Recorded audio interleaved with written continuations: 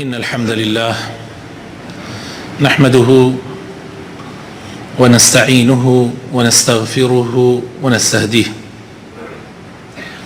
ونعوذ بالله من شرور أنفسنا ومن سيئات أعمالنا من يهده الله فلا مضل له ومن يضلل فلا هادي له وأشهد أن لا إله إلا الله وحده لا شريك له وأشهد أن محمدًا عبده ورسوله يا أيها الذين آمنوا اتقوا الله وقولوا قولا سديدا يصلح لكم أعمالكم ويغفر لكم ذنوبكم ومن يطع الله ورسوله فقد فاز فوزا عظيما أما بعد باشترين كلامي خواهی پروردگارە کە لە قورآانی پیرۆزە ئەی فەرمێ خۆشەویستەکانم و باشترین ڕێبازی محەممەدی مختارە صلی الله عليه وسلم و خراپترین ڕێگا و ڕێباز ئەو ڕێگا و ڕێبازانەیە کە پێچەوانی ڕێبازی پێغەمبەرە صلی الله عليه وسلم هەر لادانێک لە ڕێبازی پێغەمبەری خوا صلی الله عليه وسلم هەر پێچەوانە بوونێک نەکبەتی و بەدبەختی بۆ خاوەنەکانیان ئەهێنێت و بۆ شوێن کەوتۆکانیشان تا ڕۆژی قیامەت لە دنیا نەکبەتی و بەدبەختیە لە قیامەتش نەکبەتی و بەدبەختی و قوربەسەریە. ئیماندارانی خۆشەویست خوشک و برا بەڕێزەکان، بەردەوامین لەسەر باسکردنی چەند چەمکێک لە ژیانی ڕەسوڵ الله صلی الله عليه وسلم و سوود وەرگرتن لێ. ئەمڕۆ وتاری 25ەم لەو بارەوە باس ئەکەین.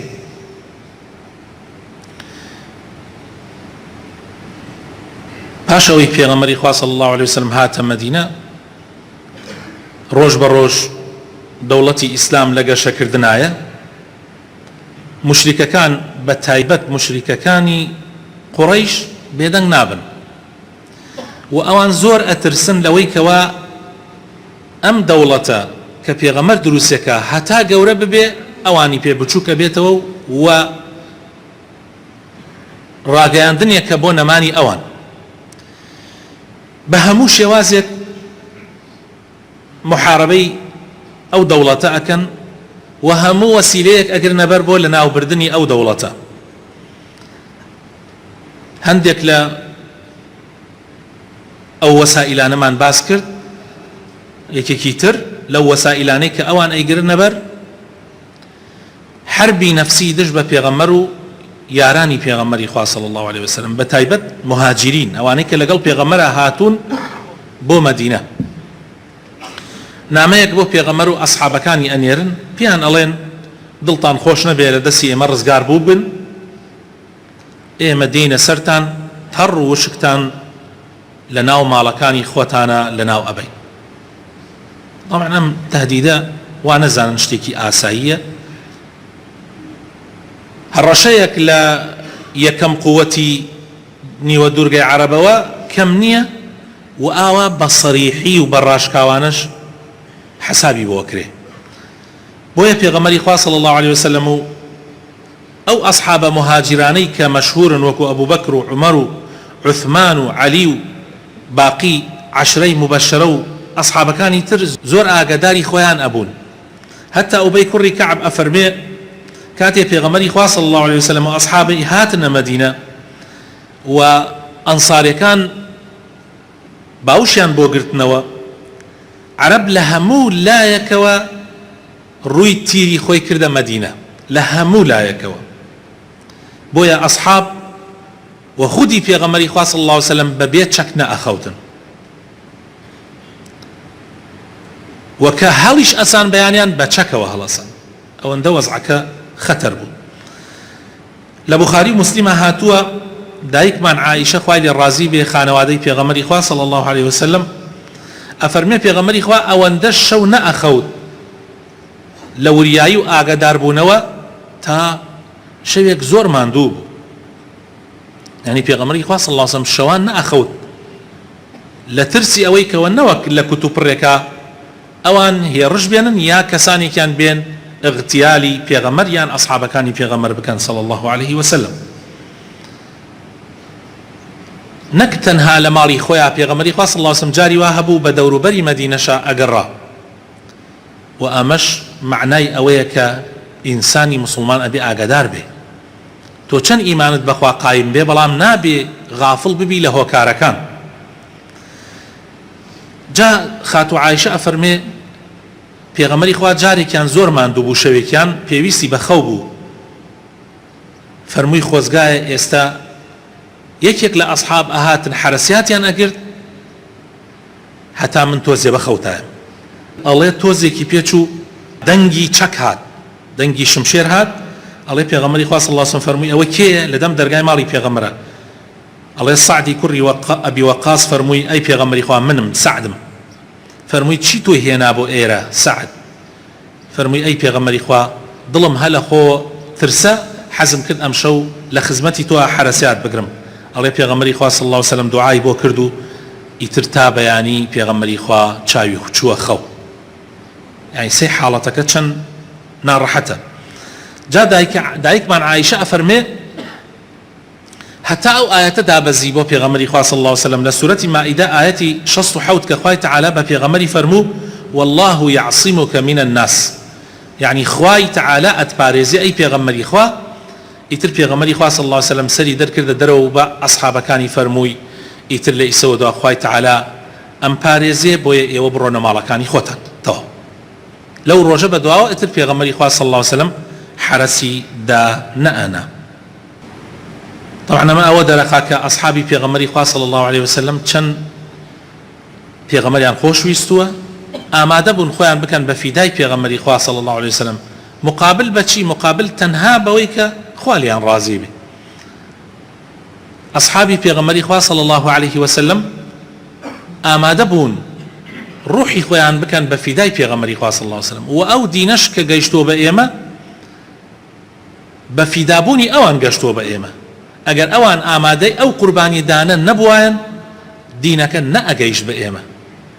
ئەوان لە پێغەمبەری خوا صلی الله علیه وسلم وەریان گرتووە و قوربانیشیان لە پێناوی داوە بە نەفس و بە ماڵ و بە هەرچی هەیانە بۆیە بە جوانترین شێوە و بە پاکترین شێوە دەست لە دوای دەست گەیشتۆ بە ئێمە.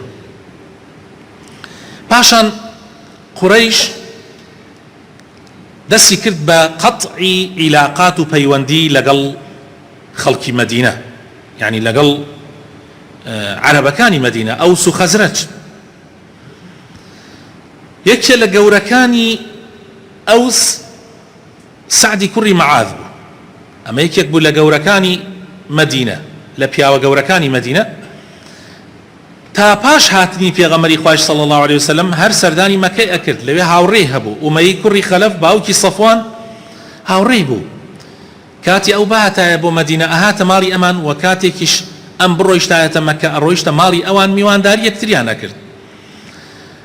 لە پاش هیجرەتی پێغەمبەری خوا و ئەصحابەکانی سعد ڕێیەکەوێتە مەکە لا ئەداتە لای ئومەیی کوڕی خەلەف. ئومەیە شێکێکە لە پیاوە گەورەکانی مەکە پێ ئەڵێ ئەگەر مەجال هەبێ حەزەکەم لە کاتی خەلوەتایان لە کاتێکا کە خەڵک کەم تەواف بکا بە دەوری کەعبەیە تەواف بکەم ئەویش پێش نیوەڕۆ لە کاتی گەرمایە بە فورسەت ێزانێ و سعد ئەبا تەوافەکە لەو کاتە ئەبوو جەهل ئەیبینێ. ئەبوو جەهل ئەڵێ باوکی سەفوان ئەمە کێیە لەگەڵتا کە خۆشی ئەزانێ ئەوە کێیە لەگەڵیا چونکە ئیناسێ ئەویش ئەڵێ ئەمە سعدە. ئەڵێ باشە چۆن وێرایەتی هاتووە بۆ مەکە لە کاتێکا کە ئەوان پەنای مناڵ و مەزمەکانی ئێمەیان داوە و بڕیاریشیان داوە سەریان بخەن حەتا مردن چۆن وێرایەتی هاتووە بۆ مەکە واللهی ئەگەر میوانی تۆ نەبوایە قسەیەکی ترم ئەبوو لەگەڵیا. طبعا ئەمە هەر ڕەشەیەکی خەتەرە بە تایبەت بەرامبەر بە کێ بەرامبەر بە یەکێ لە گەورەکانی مەدینە. جا سعدیش پێ ئەڵێ واللهی ئەگەر ئێوە منعی مەکەمان لێ بکەن ئێمەش منعی ڕێگای مەدینەتان لێ ئەەکەین یعنی ئەو ڕێگایی کە ئەوان بۆ تجارەت بەرەو شام ئەڕۆیشتن لەوێ ئەیتر ئەم قسەیە بۆ سەبەب ئەوەی کەوا عیلاقات و پەیوەندی لە بەینی مەدینە و مەکە بەپچڕێ. طبعا سعدی کوڕی مەعاذ ئامادە نەبوو تەنازل بۆ ئەبوو جەهل و بۆ هەوا و ئارەزوەکانی مشرکین بدە بەڵکو ئامادە نییە بە هیچ شێوازێک دەستبەرداری پێغەمبەر و یارانی پێغەمبەری خوا ببێ. ئەمەش ئەوە دەرەخا کە ئەنسار خاوەنی ئەوە بوون کە پێغەمبەری خوا صلی الله عليه وسلم پێی ڕائەبینین. ئەمجا خۆشەویستەکانم هەنگاوێکی تر دەستی پێکرد لەلایەنی مشرکەکانی قوڕەیشەوە، ئەویش حیساری اقتصادی گەمارۆی ئابووری لەسەر مەدینە بە پشتیوانیکردنی خەڵکانی تری عەرەب. طبعا وەکو حەدیثەکەی ئوبەی کوڕی کەعبمان باس کرد، عەرەب بەگشتی لەژێر کۆنتڕۆڵی قوڕەیشا بوو. کاتێک قوڕەیش هەر بڕیارێکی بدایە ئەوانیش هەوڵیاندا جێبەجێ بکەن، تەنانەت جوولەکەکانی مەدینەش. بۆیە بڕیاریاندا حیساری اقتصادی واتە گەماڕۆی ئابووری بخەنە سەر مەدینە، خۆیان و بە هاوکاری جوولەکەکانی مەدینە و بە هاوکاری عەرەبەکانی دەوروبەری مەدینە. بەڵام پێغەمبەری خوا صلی الله عليه وسلم بە پشتیوانی خوای پەروەردگار هەنگاوی گرنگی لەم بوارە نابوو. هەر لە سەرەتاوە کاتە هاتە مەدینە پێغەمبەری خوا حەسابی ئەوەی کردبوو کە بواری ئابووری بوارێکی زۆر زۆر گرنگە. هەر دەوڵەتێک بێوێت دەوڵەتێکی سەرکەوتوو بێ، هەر کیانێک بێوێت کیانێکی سەربەخۆ بێ، پێویستی بە ئیقتصادێکی سەربەخۆ هەیە، بە ئابووریەکی سەربەخۆ هەیە. هەر دەوڵەتێک ئەگەر لایەنی ئیقتصادی مستەقل نەبوو، لایەنی ئابووری سەربەخۆ نەبوو، هەموو بوارەکانی تریشی سەربەخۆ نابێ. ئەمە یعنی پێویستە هەموو ئینسانێکی مسلمان بیزانێ، و بە تایبەتی ئێمەی کورد پێویستە بزانین کە ئەگەر لە بواری ئیقتصادیە، لە بواری ئابووریە سەربەخۆیت نەبوو، واتە پاشکۆی هەر شوێنێک ببی ئیتر تۆ کۆیلەی ئەو شوێنەی. بۆیە پێغەمبەری خوا صلی الله علیه وسلم لەگەڵ هاتنی بۆ مەدینە حەساب بۆ ئەم مەسئلە ئەکا و زۆر گرنگیشی پێ ئەدا. و ئەبێ ئەوەش بزانین مەدینە نەک تەنها فەقیر بوو لە چاو مەکە، بەڵکو زۆربەی بوارەکانیشی لە ژێردەسی خەڵکی ترا بوو، لە ژێردەسی جوولەکە بوو. ئێمە باسمان کرد بازار و تجارەت جوولەکە سەیتەرەی کرد بۆ سەریا، تەنانەت بازاڕەکە لە ناوچەکانی ئەوان نابوو، وەکو لە هەفتەکانی پێشوە ئاماژەمان پێکرد. نەک ئەوە لەوەش مهمتر ئاو کە شریانی ڕئیسی مرۆڤایەتیە و هەر دەوڵەتێکە کە مرۆڤ دروستی بکە. ئاو مەسئلەی ئاوی خواردنەوە، تەنانەت ئاوی خواردنەوەی مەدینە لە ژێردەسی جوولەکەیا بوو کە بیری ڕوومە بوو، هەموو خەڵکی مەدینە ئەبوایە بە پارە ئاویان بکڕایە بە خواردنەوە. جا پێغەمبەری خوا صلی الله علیه وسلم کە هاتە مەدینە حەسابی بۆ ئەم دوو بوارە کرد. هانی ئەیزانی زمانێ دێ ئیترگا ئابووری مسلمانان ئەکوێتە خەتەرات و مەحاولە ئەکرێ گەماڕۆی ئابووری بخرێتە سەر مەدینە. بۆیە پێغەمبەری خوا صلی الله علیه وسلم هانی ئەصحابەکانیدا فەرمووی هەر کەسێ بیری ڕوومە بکڕێ بەهەشت بۆ ئەو کەسەیە.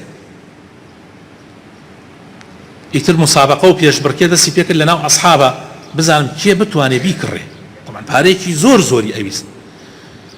یەکێک لە گەورەترین پیاوانی ئیسلام عوسمانی کوڕی عەفان دەستی کردە پارەکۆکردنەوە و بەرنامەیەکی دانا لە ماوەیەکی کەمە ئەوەنە پارەکۆ بکاتەوە بتوانێت ئەو بیرە بکڕێ.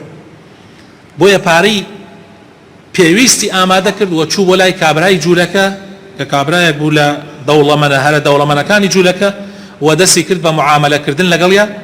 سەرەتا نیوەی بیرەکەی کڕی، نەیتوانی هەمووی بکڕێ، بەڵام ئەو نیوە کڕینە زۆر مهم بوو، زۆر مهم بوو. هاتۆ بەلای پێغەمبەری خوا صلی الله علیه وسلم و مژدەی دا بە پێغەمبەری خوا صلی الله عليه وسلم کەوا لە بیری ڕوومەی کڕیوە. پێغەمبەری خوا صلی الله علیه وسلم دەستخۆشی لێ کرد و مژدەی بەهەشتی بە عوسماندا. و نیوە کڕینەکەش زۆر گرنگ بوو. لەو ڕۆژەی کە طبعا ڕۆژە سرەی کابرای جوولەکە بوو بیرەکە بەکاربێنێ و ئاوی پێ بفرۆشێ، و ڕۆژەکەی تریشی بۆ ئیمامی عوسمان بوو. ئیمامی عوسمان فەرمووی مسلمانان من ئاوی بیرەکە بە بەلاشە دەمە مسلمانان، ئەو ڕۆژەی کە سرەی منە هەمووتان بڕۆن ئاو پڕکەن و ئاوی خۆتان بێنن. کابرای جوولەکەش ڕۆژەکەی تری هەبوو، یەکەس نەئەچوو ئیلا خەڵکێکی کەم نەبێ ڕۆژەکەی تر ئەچوو. بۆیە کابرای جوولەکە ناچارمە هەموو بیرەکە بفرۆشێتە ئیمامی عوسمان، و ئیمامی عوسمانیش کردی بە خێر لە پێناوی خوایە. چەند گرنگە خۆشەویستەکانم پیاوی دەوڵەمەند و پیاوی لە هاتوو هەبێ لە ناو ئیسلامە. زۆر گرنگە خۆشەویستەکانم. زۆر ئێمە پێویستمان بە هاو عوسمان هەیە، هاو شێوەی عوسمان هەیە. چەند ئومەتی ئیسلام عوسمانی پێویستە، سعدی کوڕی مەعاذی پێویستە، سعدی کوڕی ئەبی وەقاسی پێویستە. ئەم جۆرە پیاوانە زۆر گرنگن خۆشەویستەکانم. پیاوانێک کە ئامادە بن بە ماڵەکانی خۆیان بەهەشت بکڕن، بە سەروەت و سامانیان بەهەشت بکڕن لە پێناو خوا. خۆ عوسمان ئەیتوانی بیفرۆشێ ئەویش وەکو کابرای جوولەکە، بەس لە پێناوی خوا بەخشیە مسلمانان و توانی مسلمانان لە حاڵەتێکی زۆر ناڕەحەت ڕزگار بکە. سعدی کوڕی مەعاذ ئەگەر ئەو پەنای پێغەمبەر و مسلمانانی نەدایە و بیوتایە کاکە ئێمە ئەم کێشەیە بۆ بە خۆمان دروستکەین، مسلمانان پێغەمبەری خوا مسلمانان ناگەشتن بەو وەزعە و ئەو دەوڵەتە دروست نەئەبوو و دینی ئیسلامیش نەئەگەیشتە ئێمە. و ئەگەر کەسانێکیش وەکو سعدی کوڕی ئەبی وەقاس نەبوایان کە ئامادە بوون بە ڕوح و بە گیانی خۆیان حرەسیاتی پێغەمبەر و دینی ئیسلام بکەن، بەخوا ئەم دینە نەئەگەیشتە ئێمە. هەنگاوی دووەمی پێغەمبەری خوا صلی الله علیه وسلم دروستکردنی بازار بۆ خۆشەویستەکانم وەکو هەفتەکانی پێشوو وتارێکمان بۆ ئەوە تەخصیص کرد، تایبەت کرد. دروستکردنی بازار پێغەمبەری خوا صلی الله علیه وسلم ئەوە بوو کاتێ بینی جوولەکە زاڵن بەسەر بازارڕە و هەموو گەندەڵیەک لە ناو بازارڕاکەن لە ڕەشوە، لە غەش، لە فێڵ، لە ڕیبا، لە ئەمانە. پێغەمبەری خوا صلی الله علیه وسلم بڕیاری دا بازارێک دروستکە و مشاورەی بە ئەصحابەکانی کرد، شوێنێکی چاکیان دانا و پێغەمبەری خوا صلی الله علیه وسلم فەرمووی ئەم شوێنە ئیتر کەمەوە مەکەنەوە، بچووکی مەکەنەوە، با شوێنەکە فراوان بێ، هەموو کەسێ بتوانێت لە بازارڕە ئیش بکە، هەر کەسێ بێوێ ئیشکە بابێت بۆ خۆی ئیش بکە، دوکان داناو، شوێن داناو، شوێن تەرخانکە بۆ ئیشکردن و نابێ باجیشی لەسەردا بنرێ. چونکە براکانم ئەگەر باج لەسەر بازاردا بنرێ ئیتر مەجبور ئەهلی بازار ناچارن بازار گرانەکەن و بازارشیان گران کرد ئیتر تەواو. ئیتر هەم بازارێکی تری جوولەکە دروستە بێتەوە. خۆ جوولەکە کێشەکانیان چی؟ جا سەربەخۆیی بازاڕیش زۆر گرنگە، نێلی بازار خەڵکی تر دەست بگرێ بەسەریە. بەڵام ئەمڕۆ ئومەتی ئیسلام بۆیە ژێر دەسەن، چونکە بازاڕەکانیان لەژێر دەستی خۆیانە نییە. ئەوەندە مەجال ئەدرێ بە ئیستیسماراتی ئەجنەبی، یعنی خەڵکانێکی تر هەبن بێن لە وڵاتی ئیسلامە و بەرهێنان بکەن و دەست بگرن بەسەر بازاڕە و دەست بگرن بەسەر وڵاتیشە لە حاڵەتی پێویستە. ئەوەندە مەجای مسلمانان نادرێ. لە وڵاتانی ئیسلامە خۆشەویستەکانم و بەرهێنان ئێستا بەدەستی خەڵکی ئەجنەبیەوەیە. یعنی لە بواری اقتصادیە بازاڕەکانمان ئێمە لە ژێر کۆنتڕۆڵی غەیری مسلمانایە، لە ژێر کۆنتڕۆڵی خۆمانە نییە. بۆیە هەر کاتێ بیانەوێ ئەو زەختە لە مسلمانانەکەن و تۆش ئەو زەختەت لێکرا مەجبور تەنازول بدەیت. بەڵام پێغەمبەری خوا صلی الله علیه و سلم وای نەکرد. پێغەمبەری خوا صلی الله علیه و سلم وەبەرهێنانی دا بەدەستی مسلمانانەوە بەبێ باج. تۆ ئێستا دوکانێک دانی لە بازاڕە، ئەوەندە پارەی کارەبات لێ ئەسێنرێ، ئیتر مەجبور بازاڕەکەت تەواو دەستی لێ هەڵبەگری. وا ڕێککەوت لە شوێنێکەوە هاتم مناڵەکان داوای هەندێک شتیان کرد ئاوە بپسی و ئەوانە، منیش وەستام لە دوکانێکە بینیم کابرا خەریکە دوکانەکەی هەڕاجەکە لە کەلار. ئیتر منیش زۆر سێرم هات، یعنی دەبەیەکی بپسی کە بە 1000 دینارەوەی دا بە 500 مەسەلەن، یعنی سێتی ئاوی ئەدا بە 750 بە 500 هەر ئەویست لە کۆڵی بێتەوە. ئیتر منیش وتم مامە بۆ واکەی، بۆ ئاوە ئەم هەڕاجەت خستوتە ناو دوکانەکە. وتی مام وەسا ئەم بەیانیە چوومە لەسەر ئەم دوکانە 3 ملیۆن کارەبایان لەسەرمی کردووە، منیش بڕیارم داوە سوێنم خواردووە هەر لەوێ لە بەردەمیان وتمە هەتا ئێوارە ئەبێ ئەم دوکانە هەڕاجکەم چیتیانێنم ئەم سوپەرمارکێت. ئەی خۆ من ئەگەر 1 ساڵ ئیشکەم ناتوانم 3 ملیۆن دەرکەم، ئەی 3 ملیۆن بەس باجی کارەبە؟ ئەی ئاو ئەمە کەی دەوڵەتە، ئەمە کەی وڵات بەڕێوەبردنە؟ هەر ڕۆژێ بە ناوی شتێکەوە پارەت لێوەرەگرن، پارەی ژینگەت لێوەرەگرن، پارەی ڕێگاوبانت لێوەرەگرن، پارەی نازام هیچیشی ناکرێ. کۆر ڕێگاوبانەکە فەرمەوە ڕێگاوبانی کەلار و سلێمانی تەماشایکە 1 دینار 1 درهەمی بۆ سەرف ناکرێ. ئەوەشی بۆی تەخسیسەکرێ هەمووی ئەخورێ و ئەڕوێ و کەس نازانێت چی بەسەر.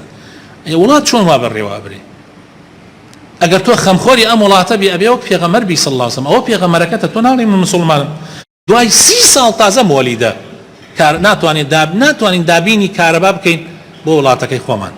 جا ئەوەش کێشەیەکی گەورەیە، بەڵام پێغەمبەری خوا صلی الله علیه وسلم تەماشاکەن چۆن تەختی دانا، ئاوەکەی سەربەخۆ کرد، پاشان بازاڕەکەی سەربەخۆ کرد، دوژمنان چەند پیلاندانەوەکو لە دوای دەرەکەوێ ناتوانن زاڵ ببن، چونکە پێغەمبەری خوا صلی الله علیه وسلم شتەکان سەربەخۆکە. ئەی کابە مسلمانانە، یا ڕەبی خوایە بۆ خاتر ناوە جوانەکانی خۆت ڕەحمان پێ بکەی، هیدایەتمان بدەی، نوری ئیمان بخەیتە دڵەکانمانەوە، مۆفەقمان بکەی، سەرکەوتومان بکەی، یا ڕەبی خوایە وڵاتمان پارێزراوە بکەی، یا ڕەبی کاربەدەستانمان ساڵح بکەی، یا ڕەب العالەمین، یا ڕەبی خەڵکی باش کاربەدەستمان بێ، یا ڕەبی خەڵکی پێغەمبەر ئاسا بە کاربەدەستمان بێ، یا ڕەب العالەمین، یا ڕەبی خوایە بۆ خاتر ناوە جوانەکانی خۆت، بۆ خاتر اسمی عظەمی خۆت شیفای نەخۆشەکانمان بدەی، بە تایبەت ئەو نەخۆشانی کە داوای دوعای خێریان لێکردوین، یا ڕەبی خوایە شیفایان بدەی، ڕەحم بە مردوەکانمان بکەی، یا ڕەبی خوایە بۆ خاتر ناوە جوانەکانی خۆت، بۆ خاتر اسمی عظەمی خۆت خۆشی و هەرزانی لە وڵاتمانە بەرقەرار بکەی. ئامین ئامین.